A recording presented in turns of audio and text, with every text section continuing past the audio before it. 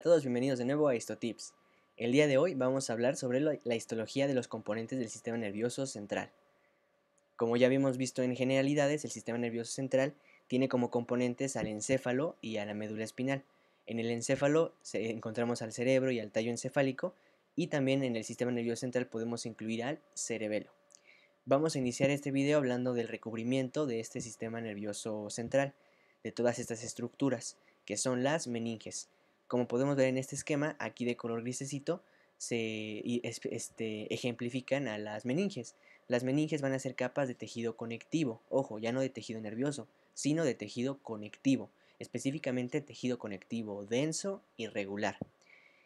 Y van a estar rodeando, como ya habíamos dicho, a todas las estructuras del sistema nervioso central, nada más del sistema nervioso central. A las estructuras del sistema nervioso periférico lo van a rodear otras estructuras que ya veremos después en el video del sistema nervioso periférico. Entonces, pues bueno, vamos a empezar con las meninges.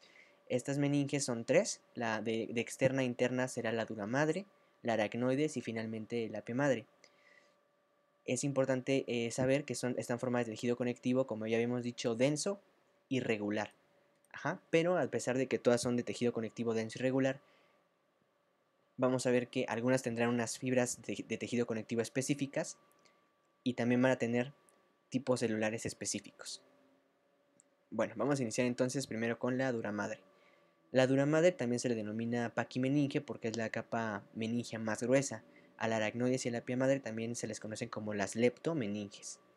Bueno, la dura madre vamos a ver que está formada de tejido conectivo denso y regular como las otras dos, pero en este caso va a tener abundantes fibras de colágeno tipo 1, importante recordarlo.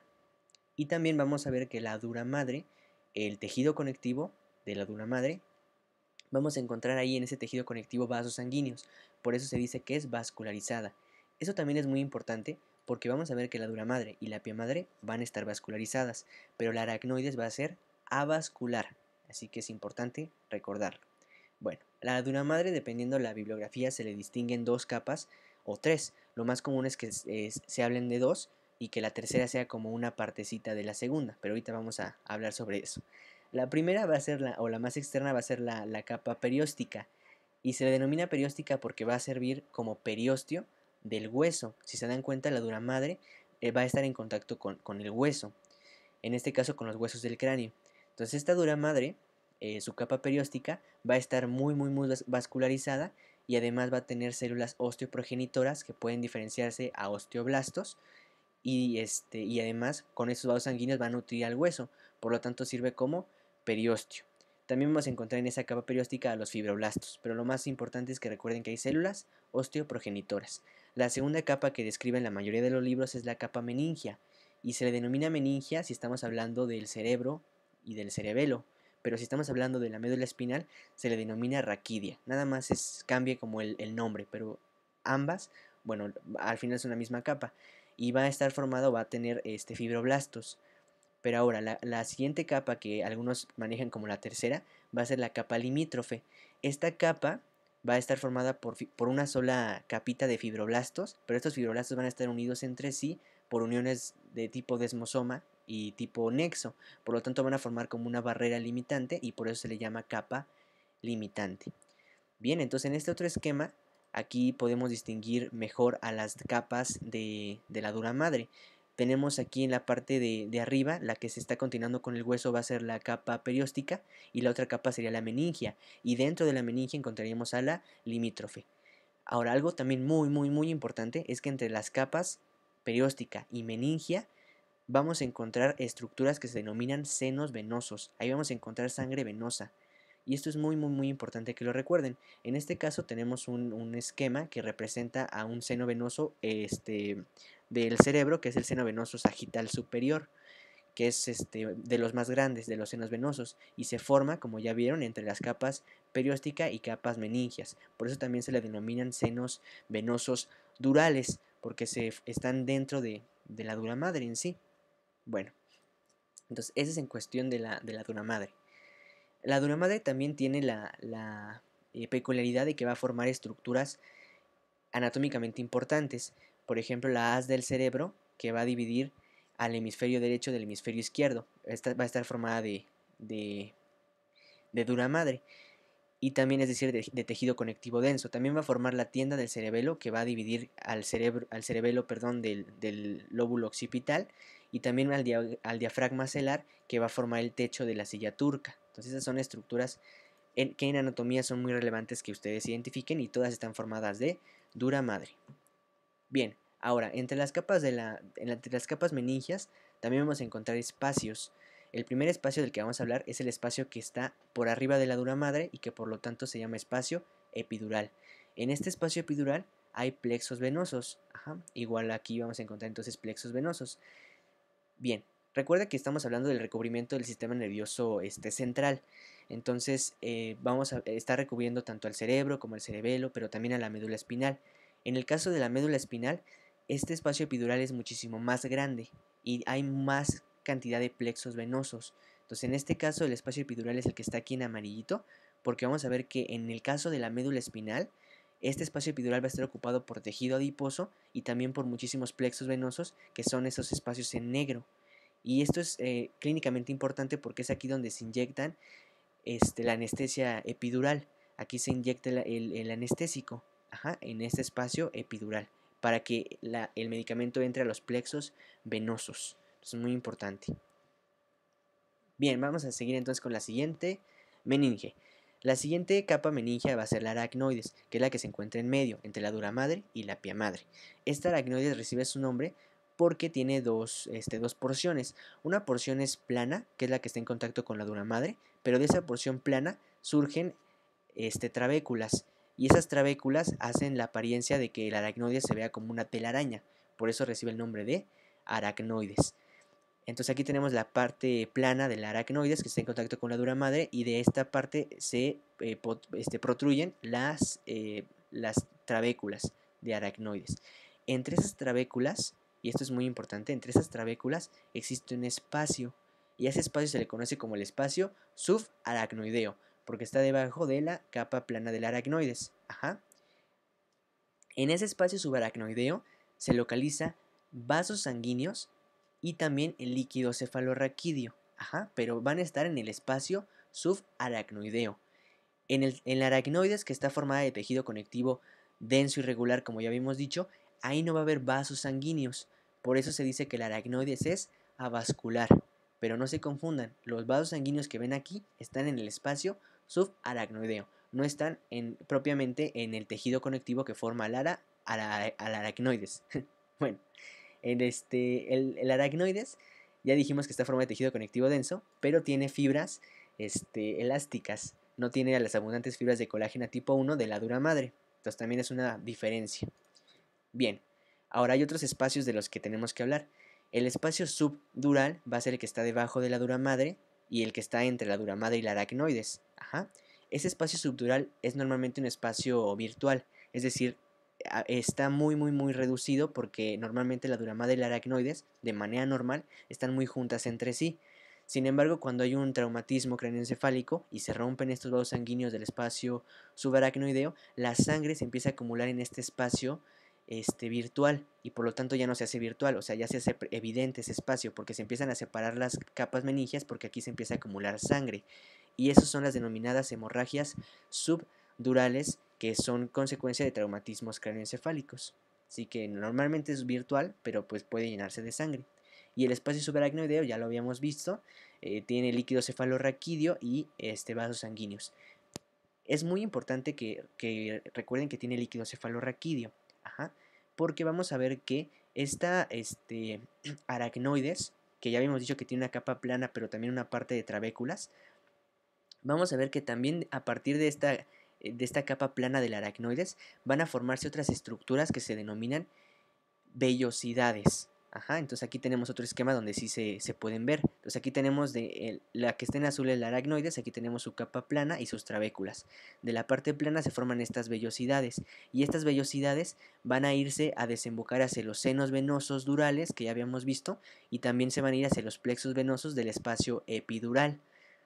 Esto es muy importante porque a través de estas vellosidades, se va a absorber el líquido cefalorraquídeo de este espacio subaracnoideo, y ese líquido cefalorraquídeo que se absorbe por las vellosidades del aracnoides va a ser llevado hacia los senos venosos durales y hacia los plexos venosos del espacio epidural. Y es ahí donde el líquido cefalorraquídeo regresa a la circulación sanguínea. Entonces, recuerden, ¿quién absorbe el líquido cefalorraquídeo? Las vellosidades aracnoideas. Muy importante. Esas vellosidades aracnoideas también se le llaman granulaciones de Paccioni, pero ese término ya casi no se utiliza. El término más común es vellosidades aracnoideas. Pero igual lo escribo por si lo encuentran así. También se le denomina granulaciones de Paccioni. Bueno, finalmente llegamos a la última capa meningia, que también es muy importante, que es la pia madre. También está formada de tejido conectivo denso y regular, y como la aracnoides va a tener fibras elásticas. Recuerda que la dura madre tenía fibras de colágeno tipo 1.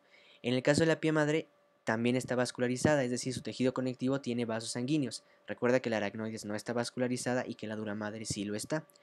Esta pia madre va a estar en contacto ya con las estructuras del tejido nervioso, pero realmente no está pues directamente en contacto, ya que recordarán que hay unas células de la glía que se conocen como astrocitos protoplasmáticos que se localizan en la sustancia gris, es decir, en la corteza cerebral, y estos astrocitos protoplasmáticos tenían unos pies que se iban hacia la pensé que tenía un esquema de eso, pero no, que se van hacia la pia madre, formando la barrera la barrera piaglial. Entonces, si se dan cuenta, estos astrocitos protoplasmáticos son los que están en verdadero contacto con la pia madre. Y la pia madre, que es tejido conectivo, no está en contacto directo con el tejido encefálico. Pero es preguntable que les digan que cuál es la capa meningia que está en contacto con las estructuras nerviosas, y pues la respuesta es la pia madre. Pero ustedes ya saben que con lo que está verdaderamente en contacto es con la barrera piaglial. También aquí importante ver es que estos vasos sanguíneos que se localizan en el espacio subaracnoideo van a penetrar hacia el cerebro, porque tienen que nutrir al cerebro, a las células del cerebro. Sin embargo, estos vasos sanguíneos ya habíamos dicho también que no pueden estar en contacto directo con el tejido nervioso. Por lo tanto, aquí en la parte más, digamos, cercana a la pia madre se va a incluir también junto con los vasos sanguíneos y los va a rodear para que no entren en contacto con el tejido nervioso. Sin embargo, van a dejar un espacio entre la pia madre y los vasos sanguíneos, y ese espacio que hay entre los vasos sanguíneos y la pia madre se le denomina como el espacio perivascular o el espacio de Virchow-Robin, que también es importante que lo recuerden. Entonces, ese espacio perivascular está entre la pia madre, que se incluyó también al tejido nervioso para rodear esos vasos sanguíneos. Bueno, esta pia madre no va a llegar tan profundo al cerebro, sino que de manera paulatina pues se va a ir sustituyendo esta cubierta de pia madre por los pies perivasculares de los astrocitos protoplasmáticos y de los astrocitos fibrosos para formar la barrera hematoencefálica. Entonces, en un principio sí los vasos sanguíneos están rodeados de pia madre y se genera ese espacio de Virchow-Robin, pero ya después los pies perivasculares van a rodear a los vasos sanguíneos y ya no va a haber pia madre.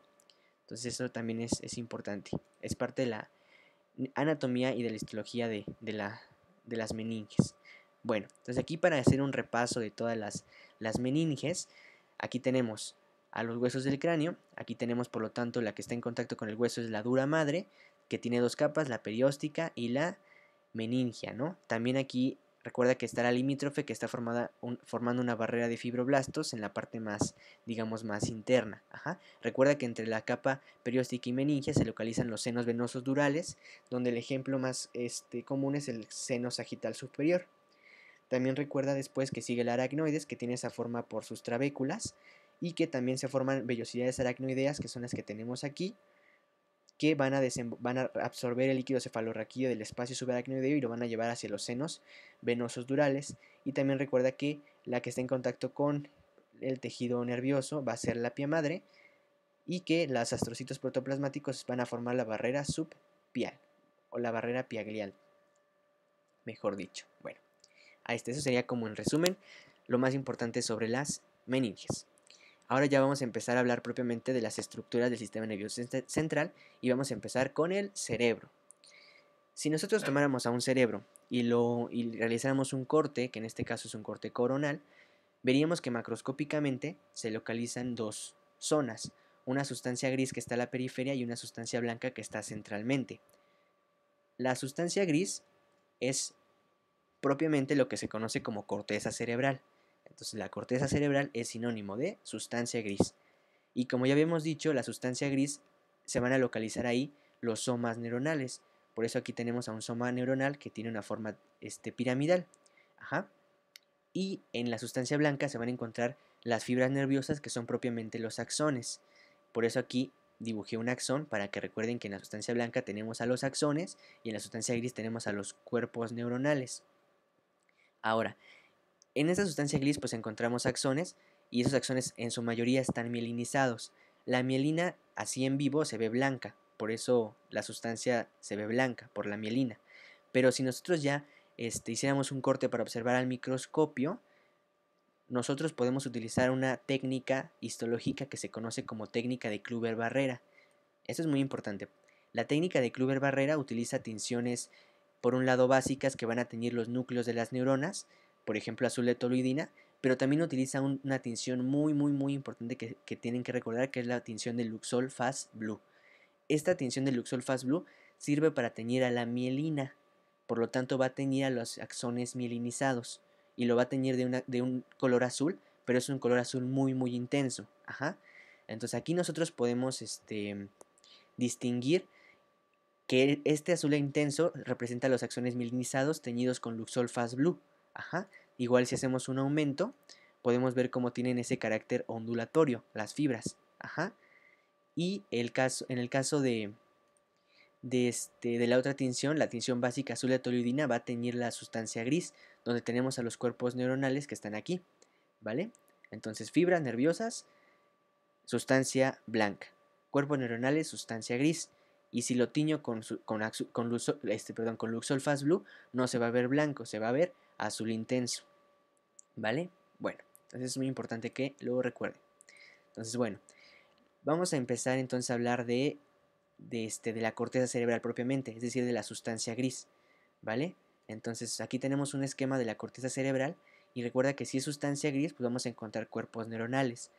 En esta corteza cerebral tenemos muchísimas células y muchísimas neuronas y muchísimas células de la glía. Ajá. Se le describen 6 capas. Ajá. Y esas capas, en cada una de ellas tenemos neuronas con una forma específica. La primera capa de la corteza cerebral, la más externa y que por lo tanto va a estar en contacto con la pía madre, que es la meninge más interna, va a ser la molecular. Entonces siempre que lean capa molecular, asócienlo con la pía madre. Es la que va a estar en contacto con la pía madre. Y se denomina molecular porque aquí sus somas neuronales son muy pequeñitos. Entonces están muy chiquititos, por eso molecular. Sin embargo, aquí tenemos unas neuronas que tienen una forma característica que son las neuronas horizontales. Por eso aquí les puse un soma neuronal y aquí la orientación de la neurona que va a ser horizontal en la molecular. La siguiente capa va a ser la granular externa y se le denomina granular porque los somas neuronales que vamos a encontrar aquí tienen forma de granitos chiquititos, es decir, de gránulos. Por eso se le denomina granular externa. Y si hay una externa, pues habrá una interna. Ajá. Pero después de la granular externa sigue la piramidal interna, cuyos somas neuronales tienen forma piramidal. Ajá. Después la granular interna, que igual tienen sus somas neuronales en forma de gránulos, pero que aquí sí es muy importante que recuerden que esta capa es la capa más densamente poblada, es decir, la que tiene mayor cantidad de cuerpos neuronales. Entonces la que tiene más densidad celular va a ser la capa granular interna. Ojo, pregunta de examen. Y finalmente, bueno, no finalmente, pero la capa que sigue va a ser la piramidal interna. Y aquí vamos a encontrar somas neuronales que también tienen forma piramidal. Sin embargo, estos cuerpos neuronales son muchísimo más grandes que los de la capa piramidal externa. Por eso aquí a estas neuronas se les denomina también neuronas gigantes de Betz o neuronas piramidales. Entonces, si les preguntan en un examen que dónde se localizan las neuronas piramidales, en términos estrictos, se localizan en la tercera y quinta capa. Pero normalmente cuando hablamos de neuronas piramidales nos estamos refiriendo a las gigantes de Betz, es decir, a las de la quinta capa. También es importante saber que esta capa, la quinta, a pesar de que tiene las neuronas más grandototas, es la menos poblada celularmente. Ajá. La granular interna es la que tiene más somas, pero la que tiene menos somas va a ser la piramidal interna. También pregunta de examen. Y finalmente tenemos a la multiforme, donde tenemos somas neuronales con forma triangular y con forma granular también. Ajá, aquí también hay unas células que se llaman células de Martinotti, y por eso también a la sexta capa se le conoce como capa de Martinotti. Ok, bueno, entonces todo esto ya dijimos que la corteza cerebral representa la sustancia gris. Por lo tanto, en la parte externa va a estar recubierta por pía madre, y en la parte interna vamos a encontrar a la sustancia blanca, que ya dijimos que eran axones, ¿no? Mielinizados. Bueno, entonces vamos a poner la siguiente. Entonces, bueno, aquí tenemos una impregnación metálica para ver la estructura de las neuronas gigantes de Betz. Vemos cómo tienen una forma de su soma triangular y que por lo tanto, o piramidal, y que por lo tanto van a ser multipolares, van a tener una función motora y van a ser eferentes, ¿vale? Entonces aquí tenemos a las neuronas piramidales. Aquí tenemos una impregnación metálica muy bonita de una parte de la corteza cerebral. Aquí tenemos a la quinta capa, y sé que es la quinta capa porque se localizan aquí los cuerpos piramidales, ajá, gigantes de Betz, y aquí abajo estaría la multiforme porque hay estructuras que se ven más redonditas, cuerpos neuronales más redondos y también en forma de pirámide. Entonces esta es la multiforme y esta sería la piramidal interna. Ajá. ¿Cómo distinguir o cuál es el histotip para saber que estamos viendo corteza cerebral? Pues el histotip es que veas neuronas tanto arriba como abajo y que las veas con muchísimas prolongaciones. Ajá. Entonces en este caso yo observo, y que también observas las neuronas piramidales. Si ves a las neuronas piramidales, de seguro es corteza cerebral. Bien, aquí tenemos ahora igual una imagen fotomicrografía de de la corteza cerebral, y la molecular también es fácil identificarla porque, como dijimos, pues tiene núcleos o somas muy pequeñitos, por lo tanto se ve como más pues sí, como más vacía. Esa sería la molecular. Esto que está aquí sería la pía madre, que está en contacto con la capa molecular, y aquí más internamente tendremos a la piramidal interna, donde encontramos aquí un soma piramidal. La verdad es que es muy difícil distinguir a las 6 capas en una fotomicrografía. Lo que tienen que recordar de este tema de corteza cerebral es identificar las neuronas piramidales, localizar la capa molecular, que ya dijimos que es la más externa, por eso es la más fácil también de identificar, que está en contacto con la pía madre, y que también recuerden que la sustancia gris va a ser propiamente la corteza y que debajo va a estar sustancia blanca. Entonces aquí tenemos una fotomicrografía donde tenemos el límite entre la sustancia gris y la sustancia blanca, que está teñida con Luxol Fast Blue. Por lo tanto, estas líneas azules intensas van a ser las fibras nerviosas mielinizadas, y estos que están aquí son los cuerpos neuronales de la sustancia gris. Entonces recuerden, corteza cerebral, abajo sustancia blanca, arriba pía madre. Bueno, ya terminamos de hablar sobre la corteza cerebral. Ahora pasaremos a hablar sobre los ventrículos cerebrales. Recuerda que los ventrículos cerebrales tenemos pues a los ventrículos laterales, al tercer ventrículo y al cuarto ventrículo. El cuarto ventrículo es el tercer ventrículo es y aquí están los ventrículos laterales. Y también en la médula espinal ya no se llama ventrículo, sino más bien se denomina conducto ependimario. En todas estas estructuras son, digamos, como espacios en donde encontramos líquido cefalorraquídeo, que es lo que tenemos aquí de azul clarito. Ajá. En el caso de los ventrículos cerebrales, van a formar también en algunas zonas del ventrículo plexos coroideos, que son protrusiones del ventrículo para formar estos plexos coroideos. El conducto ependimario no forma plexos coroideos, es otra diferencia importante. Entonces, bueno, aquí tenemos una fotomicrografía de plexos coroides. Ajá. Estos plexos coroides vamos a tener que están formados de manera muy sencilla en el interior por vasos sanguíneos, que son los que tenemos aquí, y van a estar recubiertos por células ependimarias que van a formar un epitelio cúbico simple. Ajá. Estas células ependimarias pueden presentar microvellosidades porque así lo dicen ciertas bibliografías. Ajá. Pero estos vasos sanguíneos que están dentro, internamente, vamos a ver que van a estar en el tejido conectivo de la pía madre. Entonces, ¿cómo es esto? Aquí está el ventrículo cerebral y la pía madre que viene recubriendo todo, igual va a recubrir el ventrículo. Ajá. Pero por encima de esa pía madre vamos a encontrar células ependimarias. Entonces, cuando protruye para formar el plexo coroides, pues va a protruir, perdón, el tejido conectivo de la pía madre, y en ese tejido conectivo encontramos estos vasos sanguíneos y van a estar recubiertas por las células ependimarias. Ajá. Bien, entonces estos plexos coroides tienen la función de secretar el líquido cefalorraquídeo. Entonces, más o menos el proceso es el siguiente. Aquí vienen los capilares sanguíneos. Estos capilares sanguíneos, también pregunta de examen, son capilares fenestrados. En la barrera hematoencefálica teníamos capilares continuos. Aquí son capilares fenestrados, es decir, hay espacios entre sus células endoteliales.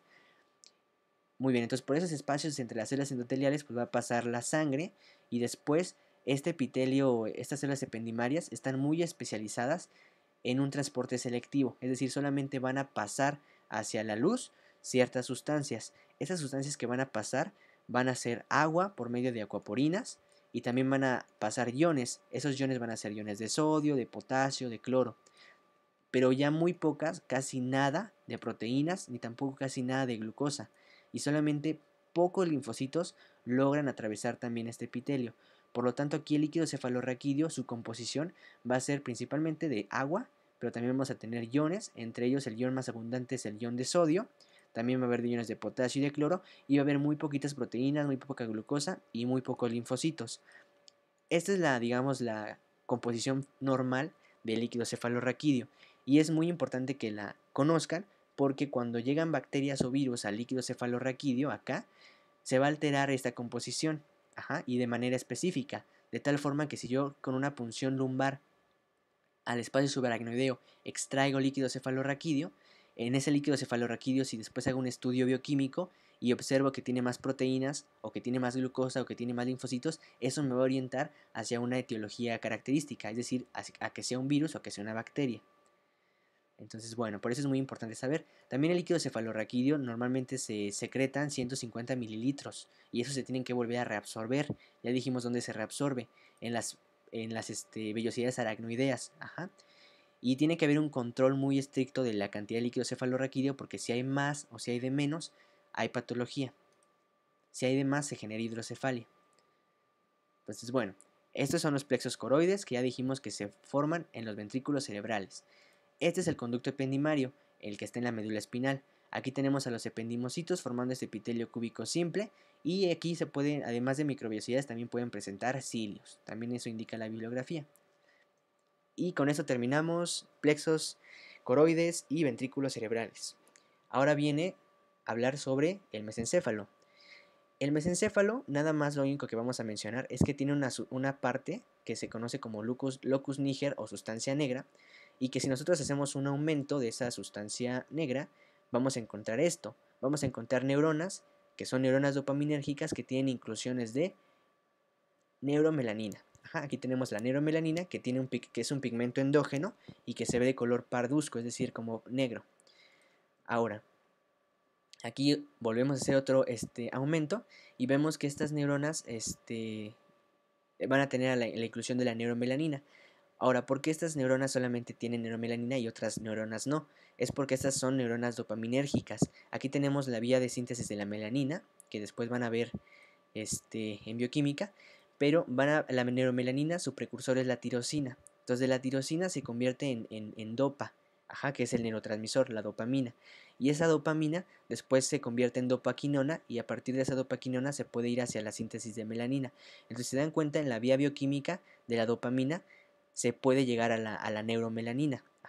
Por lo tanto, como estas neuronas sintetizan mucha dopamina, pues tarde o temprano se va a empezar a acumular también neuromelanina, que es lo que tenemos aquí. Esta es una fotomicrografía teñida con azul de toluidina para resaltar el fondo, pues las otras estructuras, y la neuromelanina no necesita una tinción específica porque tiene un pigmento propio. Entonces ya pasamos ahora al gran cerebelo. El cerebelo, igual si realizamos un corte coronal del cerebelo, macroscópicamente se distingue una sustancia gris y una sustancia blanca. La sustancia gris del cerebelo también va a ser la corteza cerebelosa y la sustancia blanca, en este caso en el cerebelo, se va a denominar médula cerebelosa. Entonces, algo importante. También importante que se aprendan es que el cerebelo tiene estas funciones. Normalmente tienen implicadas funciones motoras, de perfeccionamiento del movimiento, de dar la tonicidad muscular y también del equilibrio. Entonces el cerebelo normalmente se encarga como de hacer ese perfeccionamiento o esas modificaciones finas del movimiento. Si no tuviéramos el cerebelo, haríamos movimientos descoordinados, movimientos no tan finos. Por lo tanto, es la función que cumple este cerebelo. Bien, entonces al cerebelo macroscópicamente ya dijimos que tiene una corteza cerebelosa, que es la sustancia gris, y sustancia blanca, la médula cerebelosa. Si ya lo vemos en el microscopio, vamos a ver que esa corteza cerebelosa también tiene a su vez 3 capas, que ahorita vamos a ver cuáles son. Tiene una capa más clarita, una capa muy oscura que tiene muchísimos cuerpos neuronales, y entre las 2 capas tenemos una capa finita también, ¿no? Intermedia. Y la médula cerebelosa es la que está más profunda, y aquí estarían los axones mielinizados, que vienen de todas estas neuronas que vimos que están en la corteza cerebelosa.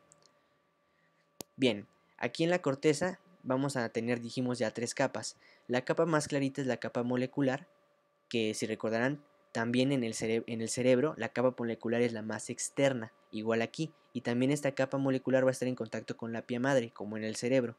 Esta capa molecular se le denomina así porque sí tiene somas neuronales, pero son muy pequeñitos, y en general, en mayoría tiene dendritas de las células de Purkinje, por lo tanto se ve más como clara.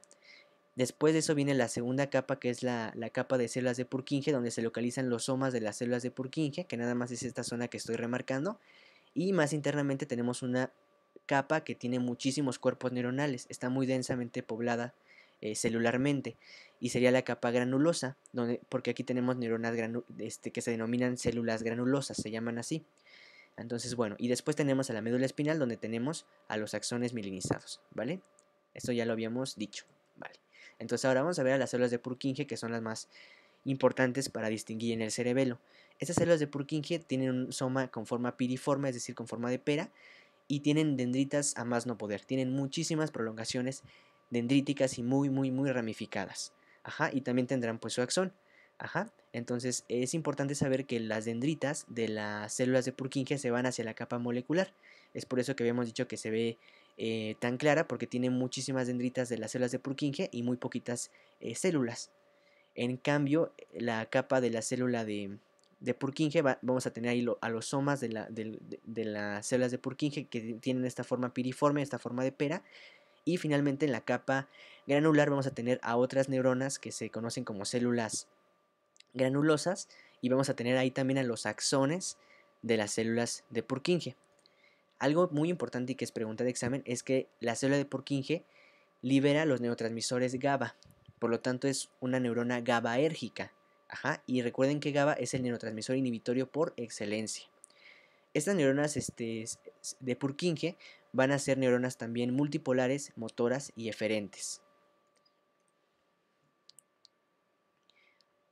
Muy bien, aquí tenemos otra vez las capas. Aquí tenemos una capa que tiene muy poquitos cuerpos celulares y que tiene las dendritas de las células de Purkinje, por lo tanto es la capa molecular. Más aquí externamente estaría la pía madre. Aquí tenemos a la capa intermedia, que es la capa de células de Purkinje, donde tenemos a los somas de las células de Purkinje. Ajá, y finalmente aquí más interno tenemos una capa que tiene muchísimos cuerpos celulares y donde van los axones de las células de Purkinje, que es la capa granulosa. También es importante saber que aquí en la capa molecular también hay unas células que se denominan células en canasta. Aquí se localizan sus cuerpos neuronales, y sus prolongaciones se van a ir hacia la capa de Purkinje para rodear a los somas de las células de Purkinje.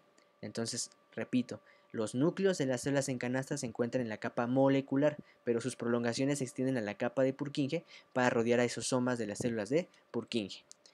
Aquí tenemos lo mismo, una capa molecular, una capa de células de Purkinje y la capa granular. Ahora, esta es una imagen bastante engañosa, que tienen que tener mucho cuidado. Les pueden preguntar que dónde se localiza la sustancia blanca. Y como aquí lo más clarito es la capa molecular, podrían confundirse y pensar que es esta, pero no. Recuerden que la sustancia blanca representa a la médula cerebelosa, es decir, está más interna. Pero solamente que esta fotomicrografía está teñida con Luxol Fast Blue. Ajá, y por lo tanto se están tiñendo los axones mielinizados con ese color intenso del Luxol Fast Blue. Por lo tanto, esta que se ve más azul es la médula cerebelosa, es decir, es la sustancia blanca. Y aquí estaría la corteza cerebelosa, donde encontramos a la capa molecular, a la capa de las células de Purkinje y a la capa granulosa. Y aquí está la pía madre en contacto con la capa molecular. Bien, aquí lo mismo, ya habíamos hablado que esta es la molecular, aquí están las dendritas de las células de Purkinje, aquí están los somas de las células de Purkinje, la capa de células de Purkinje y la célula granulosa donde se extienden los axones, y esos axones de hecho atraviesan la capa granular para llegar a la médula cerebelosa y formar parte de la sustancia blanca. Aquí tenemos una imagen de una célula de Purkinje con sus muchas ramificaciones y su forma de su soma en forma de pera.